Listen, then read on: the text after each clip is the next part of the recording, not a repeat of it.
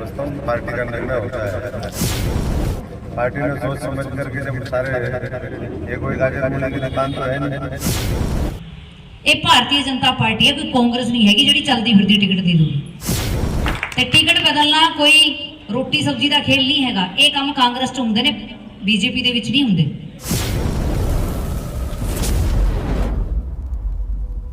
पिछले कुछ दिनों से चर्चाएं चल रही है कि उम्मीदवार बदलने की बीजेपी में चर्चा चल रही है। देखो ये तो मैं समझता हूँ पार्टी का निर्णय होता है।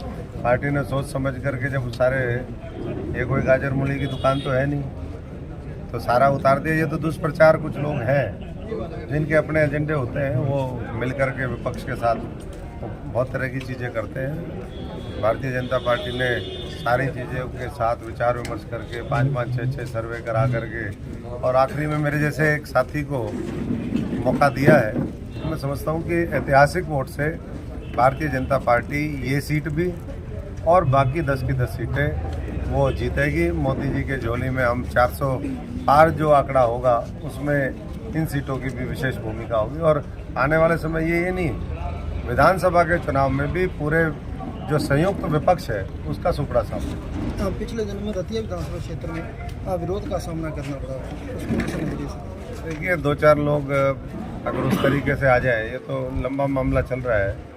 जो किसान बंधु हैं, किसानों के लिए तो मोदी सरकार ने जितना किया है वो किसी सरकार ने किया नहीं। लेकिन फिर भी अगर कुछ साथियों की बातें हैं तो मैं समझता हूँ कि उसका समाधान तो जो सरकार में होगा वही निकालेगा और सरकार में फिर दोबारा मोदी जी होंगे।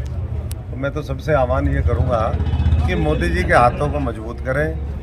पूरे दुनिया की तीसरी बड़ी अर्थव्यवस्था अगले 5 वर्ष में बनेगी तो लाभ तो किसान, मजदूर, गरीब को सबको मिलना है, कर्मचारी को मिलना है, छोटे छोटे दुकानदारों को मिलना है, उनको रोजगार के अवसर मिलेंगे, यहाँ पर उद्योग धंधे स्थापित होंगे और विकसित भारत का जो संकल्प है 2047 तक, तो उसके लिए भी ये योगदान है। तो इसमें दलगत राजनीति से ऊपर उठ करके बिना गुमराह हुए जिनके लिए वो कर रहे हैं ये, वो तो खुद ही पूरी तरीके से मैं समझता हूँ कि लोग हार चुके हैं, उम्मीद छोड़ चुके हैं, जनता उनके ऊपर विश्वास नहीं करती है। उन्होंने जिस तरीके से डकैतियाँ मारी हैं, देश के खजाने पे जनता का खून पिया है, तो अब तो उनको जेलों के पीछे जाएंगे वो, और कोई उनका मैं नहीं समझता कि कोई दूसरा ठिकाना और अड्डा हो सकता। ਕਈ ਸੋਸ਼ਲ ਮੀਡੀਆ ਦੇ ਮਾਧਿਅਮ ਨਾਲ ਬਹੁਤ ਸਾਰੀਆਂ ਗਲਤ ਚੀਜ਼ਾਂ ਦਾ ਪ੍ਰਚਾਰ ਪ੍ਰਸਾਰ ਕੀਤਾ ਜਾ ਰਿਹਾ ਹੈ।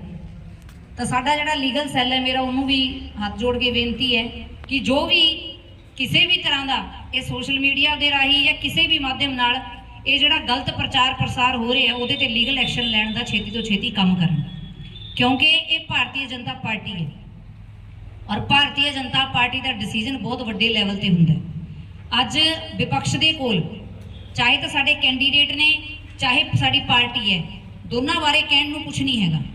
ਪਾਰਟੀ ਨੇ ਸਾਡੇ ਨੇ ਜੋ ਕੰਮ ਕੀਤੇ ਨੇ ਉਹਨਾਂ ਦਾ ਕੋਈ ਤੋੜ ਉਹਨਾਂ ਦੇ ਕੋਲ ਨਹੀਂ ਹੈਗਾ। ਤੇ ਜਿਹੜਾ ਸਾਡੇ ਭਾਰਤੀ ਜਨਤਾ ਪਾਰਟੀ ਦੇ ਕੈਂਡੀਡੇਟ ਨੇ ਡਾਕਟਰ ਅਸ਼ੋਕ ਤਵਰ ਜੀ, ਚਾਹੇ ਉਹ ਵਿਪਕਸ਼ 'ਚ ਰਹੇ ਪਰ ਅੱਜ ਤੱਕ ਉਹਨਾਂ ਤੇ ਇੱਕ ਵੀ ਕੋਈ ਕਿਸੇ ਤਰ੍ਹਾਂ ਦਾ ਕਰਪਸ਼ਨ ਦਾ ਜਾਂ ਕਿਸੇ ਵੀ ਤਰ੍ਹਾਂ ਦਾ ਕੋਈ ਇਹੋ ਜਿਹਾ ਦਾਗ ਨਹੀਂ ਹੈ ਜਿਹਦੇ ਤੇ ਉਹ ਕੋਈ ਸਵਾਲ ਚੱਕ ਸਕਣ। ਤਾਂ ਉਹਨਾਂ ਨੇ ਗਲਤ ਰੂਮਰ ਫੈਲਾਉਣ ਦਾ ਇੱਕ ਪੂਰਾ ਪ੍ਰਯਾਸ ਕਰ ਰੱਖਿਆ ਹੈ ਵੀ ਜੀ ਭਾਰਤੀ ਜਨਤਾ ਪਾਰਟੀ 4 ਸੀਟਾਂ ਦੇ ਆਪਦੇ ਕੈਂਡੀਡੇਟ ਬਦਲ ਸਕਦੀ ਹੈ। ਇਹ ਭਾਰਤੀ ਜਨਤਾ ਪਾਰਟੀ ਹੈ, ਕੋਈ ਕਾਂਗਰਸ ਨਹੀਂ ਹੈਗੀ ਜਿਹੜੀ ਚੱਲਦੀ ਫਿਰਦੀ ਟਿਕਟ ਦੇ ਦੂਗੀ।